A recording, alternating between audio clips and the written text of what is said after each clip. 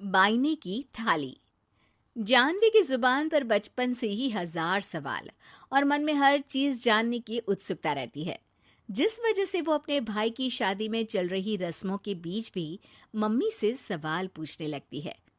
Mummy, जब लड़की वालों ने आपको अपनी इतनी बड़ी लड़की दे दी, तो फिर भी उनसे सामान लेना गलत नहीं है क्या? इस पर कोई भी जानवी की बात का जवाब नहीं दे पाता और उसे इग्नोर करते हुए रस्में निभाते रहते हैं। शादी संपन्न होती है और भाभी घर आ जाती है, जिसके बाद जानवी के सवालों का सिलसिला अब भाभी के साथ शुरू होता है। भाभी, मुझे आज तक एक बात समझ नहीं आई। हमेशा सारे बलिदान वाले काम लड़कियां ही क्यों करे? मतलब अपना घर, परिवार, दोस्त, पुरानी जिंदगी सब कुछ छोड़ लड़कियां ससुराल आए, फिर वहां सबका दिल जीतने की कसरत भी वही करे। और लड़कों का क्या? बस तैयार हुए, दूल्हे बने और दोबारा अपने घर आकर बैठ गए। दीदी, मैं ससुराल में हूँ। जवाब कंट्रोवर्शियल हो जाएगा, इसलिए आप अपने ये दुनिया हिलाने वाले सनसनीखेज सवाल अपने पति से करना। क्या पता वो जवाब दे पाए। भाभी की बात पर हंसते हुए जानवी वहां से चली जाती है। कुछ दिनों बाद उसकी शादी कबीर से हो जाती है। अब ससुराल में कुछ दिन तो जानवी किसी से कोई सवाल पूछे बिना रह लेती है, पर फिर एक शाम दरवाजे पर खड़ी सास को बुजुर्ग भिखारी पर चिल्लाते हुए देख लेती है। अरे मुझे पता है तुम सबके पास खूब पैसा होता है, पर फिर भी हम जैसे शरीफ लोगों को परेशान करना होता है।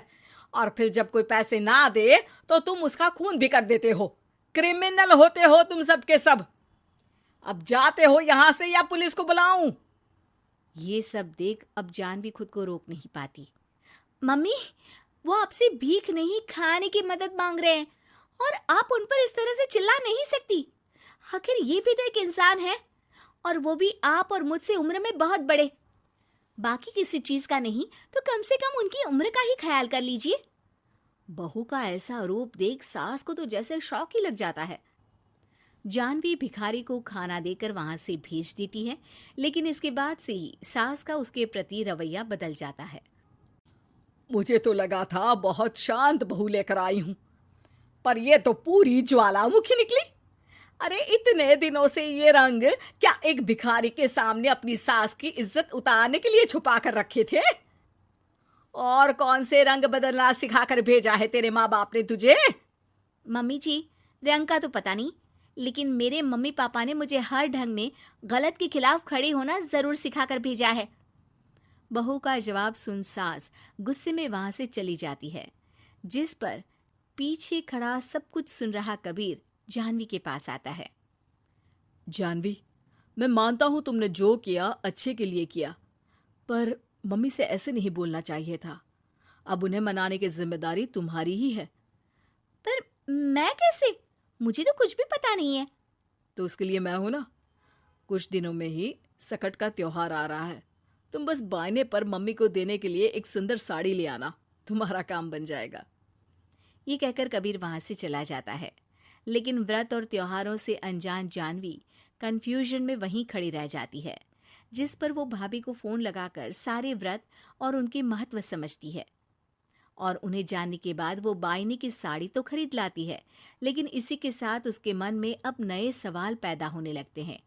इसी तरह सकट के व्रत का दिन भी आ जाता है। हे भगवान, एक तो सुबह से भूखी, ऊपर से ये सवालों के बुलबुले पेट में उठकर और तहलका मचा रहे हैं। अब क्या करूं, किससे पूछूं?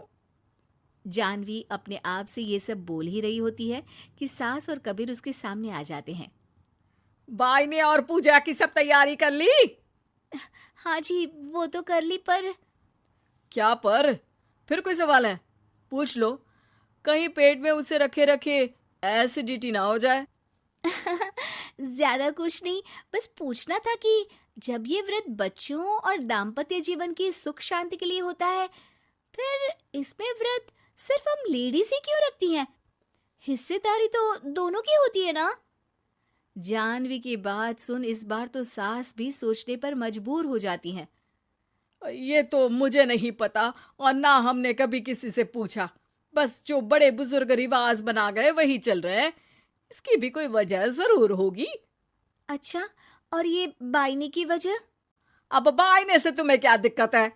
नहीं नहीं, दिक्कत कोई नहीं है। बस सोचती हूँ कि अगर व्रत बच्चों या पति के लिए होता है तो हमेशा हर चीज का गिफ्ट सिर्फ सास को ही क्यों मिलता है? अरे पति के नाम पर व्रत है तो उन्हें, और बच्चों के नाम पर जो व्रत है उनमें बच्चों को क्यों गिफ्ट नहीं दी जाती? जानवी का सवाल सुन इस बार सास भड़कने के बजाय शांति से उसका जवाब देती है। वैसे ये सवाल एक बार मैंने भी अपनी सासू माँ से किया था, तो जवाब मिला कि सास की वजह से ही पति मिला है, इसलिए एक थैंक यू और इज्जत की तरह उन्हें ये बायना दिया जाता है।